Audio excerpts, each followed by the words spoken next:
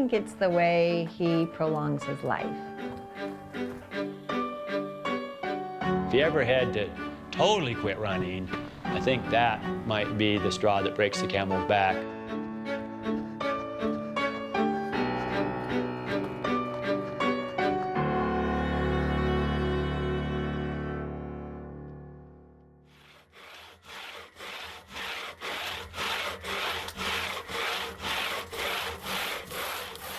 My name is Bob Hayes. I was born in 1926 in Vermont, so that makes me 89 years old. And I didn't start running until, I think, 1986. My kids all ran, and they kept bugging me, and they kept saying, "Come on, Dad, you got to start running." So finally, I did. When I first started training, I was just using my logging boots, and I'd run around the field there 3 or 4 times. I signed up for a 5K, and I did the race, and it was so much fun that I got hooked, and I've been running ever since. For the last 7 or 8 years, though, I've been doing 30 or more races a year.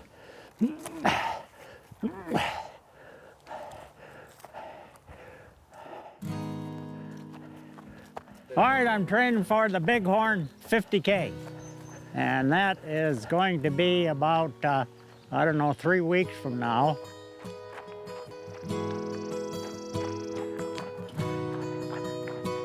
Well, I started doing the Bighorn about, I don't know, probably 20 years ago.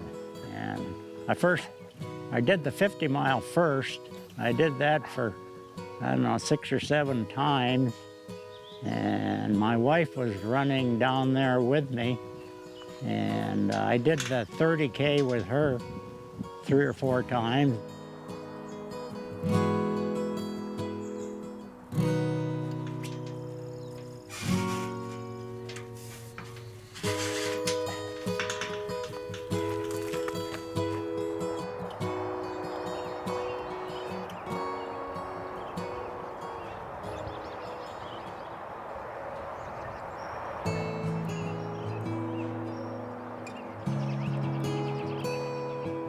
This is my wife and I at the Bighorn Run, and she did the 30K there, and I went along with her because she had Alzheimer's.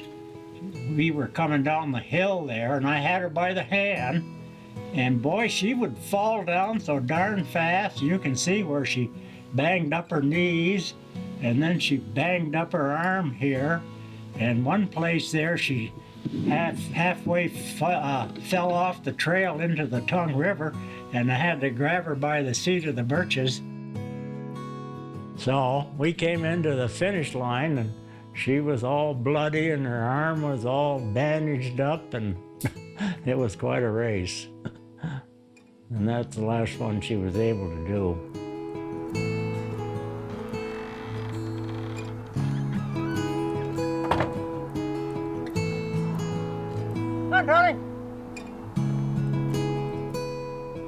She had Alzheimer's, but she developed a heart problem, and the doctor said that would probably do her in.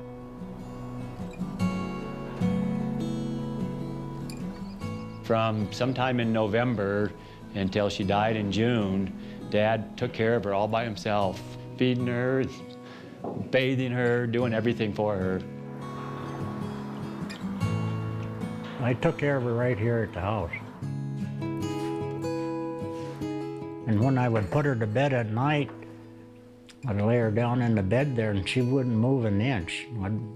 Sometimes I'd sleep on the floor by the bed, and I'd get up several times at night to check her, and I was sleeping right beside her, and I heard her kind of make a little crying noise at night, and I didn't pay much attention because she didn't do it anymore, and I got up in the morning and she'd passed away. So that's the way she went.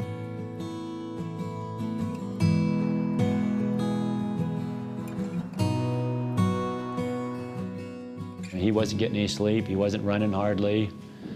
It had to be hard. I just, he's just a Superman.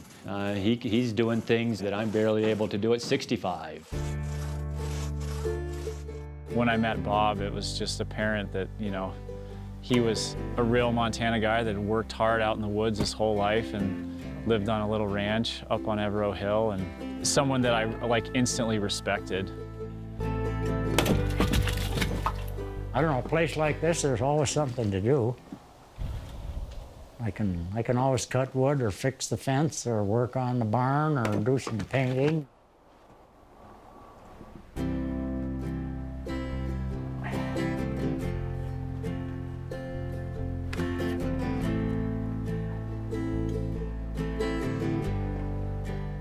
When I need some wood, I come out here and cut up a load of wood and cut it up into stove wood lengths and bring it into the house here. You kind of feel useful, for one thing, with a routine like that.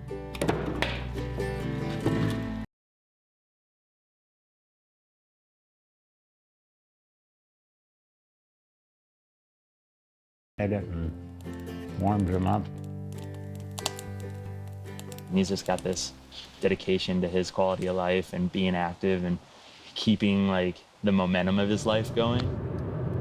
Sometimes when I'm driving into town to do a race, I wonder, what the heck am I doing this for? And then I think, well, geez, I've always been doing this. And when they blow the whistle and we start running, why, I'll start feeling okay.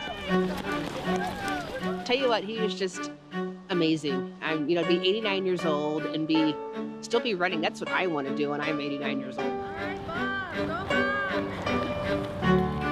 Well, I know that he's a really an old guy, pretty much, and that he does a lot of the races that Run Wild Missoula puts on. Trying to get to be as old as him and keep running. That's what we all want to do.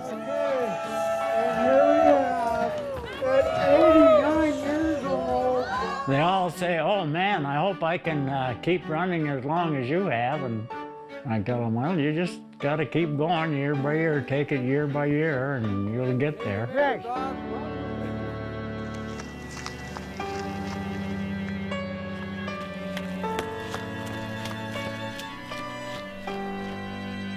He really enjoys it, and I think he feels like the more he runs or the longer he runs, he's keeping illness or death at bay. He always looks forward to doing the Bighorn. I think he's been doing it for at least 15 years. I'm getting where I'm pretty close to not meeting the last cutoff, about 4 or 5 miles from the finish line, so this might be the last time that I do the 50K. Go Bob Hayes. I think so. Yeah. Used to be anyhow. Yeah. Okay, thanks. And this year, he said he ran for about 2 hours, and after running for 2 hours, he had to stop. And he just had some health issues, and so he... And I think he was a little upset with himself.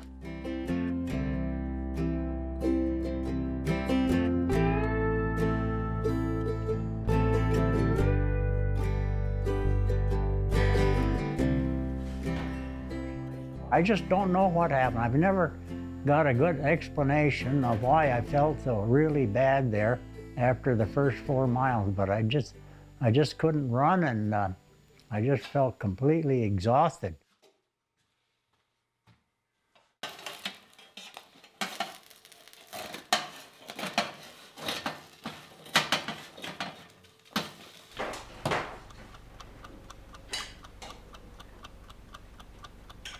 When he didn't finish the 50K this year, and it was a pretty legitimate, although age-related reason, he was really devastated. He didn't hardly run for a couple, 3 weeks. I think he was just really wondering if he was going to be able to run and afraid to try it and find out.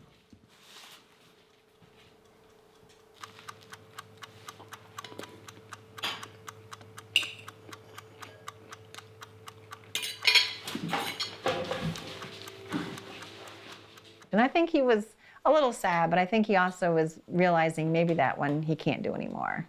He just won't do it and he'll look to something else and kind of put his energies towards a different race. Here's your special treat, Tony. Come on. Now don't take my finger. Okay? You ready, Jack? Okay. Pretty good, huh?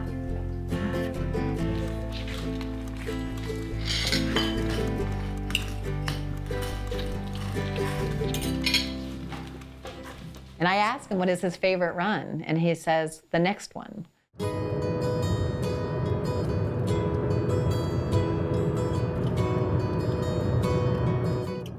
Well, we're going over to Three Forks, Montana, and going to do a race there called the John Coulter.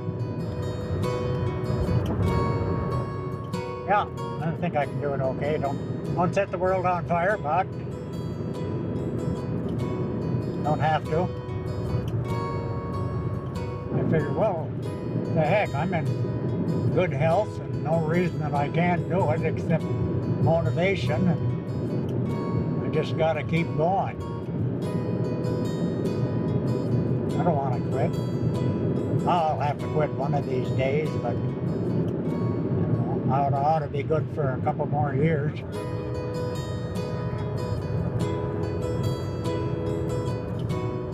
I don't know. I think we want to park right about here somewhere.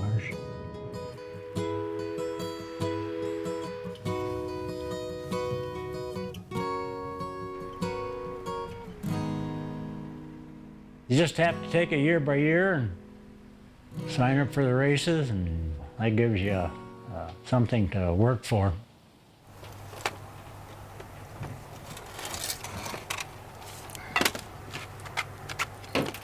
You don't have to worry about the night before a race because you're usually nervous and you're not going to sleep anyhow. But the important time to get to sleep is the night before the night before.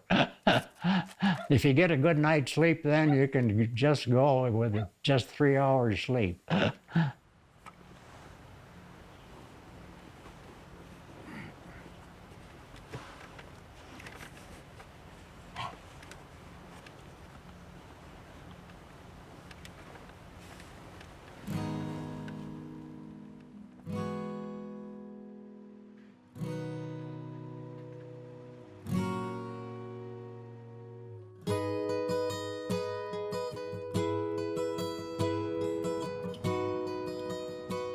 Just has this great story of working hard his whole life, getting into running at this late age and finding a community and passion through that. And I think people are always looking for that in life and that opportunity to fall in love head over heels for something, to really go for it even without the boundaries and barriers of age. I think that's where people are really drawn to Bob. I think so. All right. Gotta be ready. Are you? Yeah.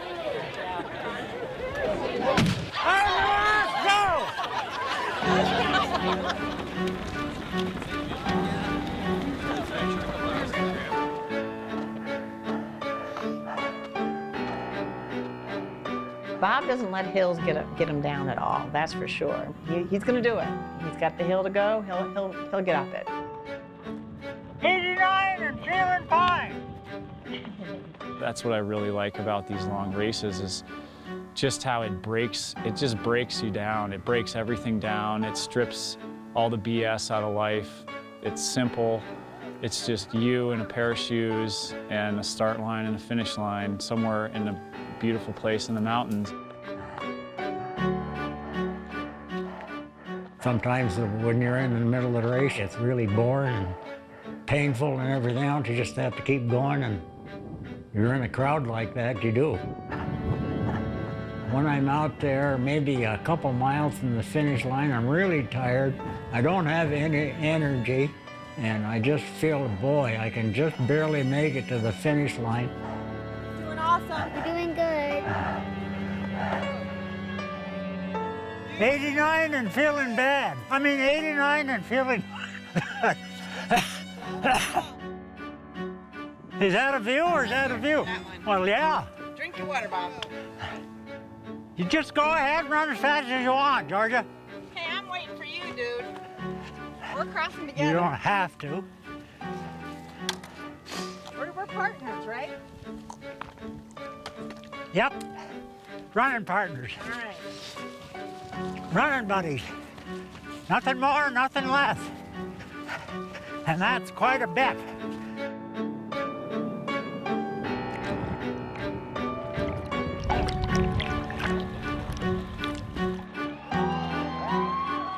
Once I see that finish line, I'm motivated. I can run like the devil.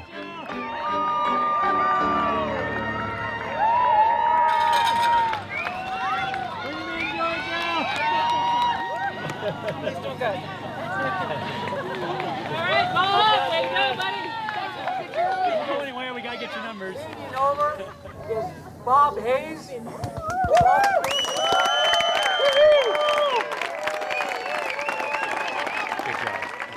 I tell everybody, yeah, I got that award, and I was the oldest guy and the fastest guy in the 80s, and I was the only guy in the 80s, and so I got first, second, and last in my age group.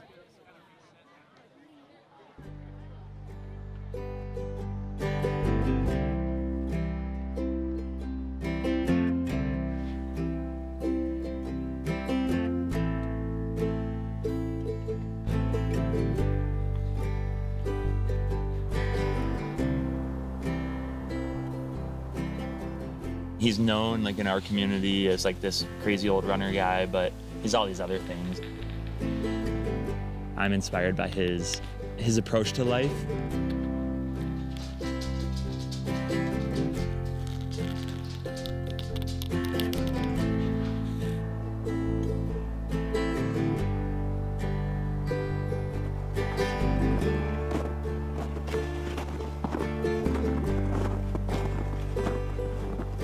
That's the one thing about Dad in his aging, is he doesn't talk about it, and he doesn't ever say anything about being old or being too old to do anything.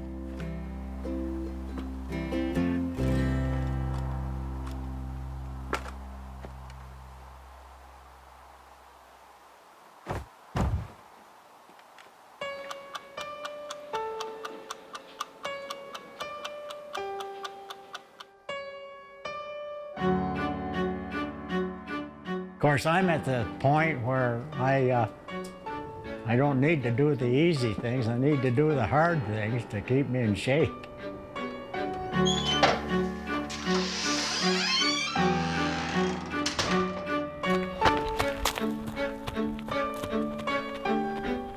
I figure I just have to keep running whether I like it or not, 'cause I know when I stop running, that'll be the end of me.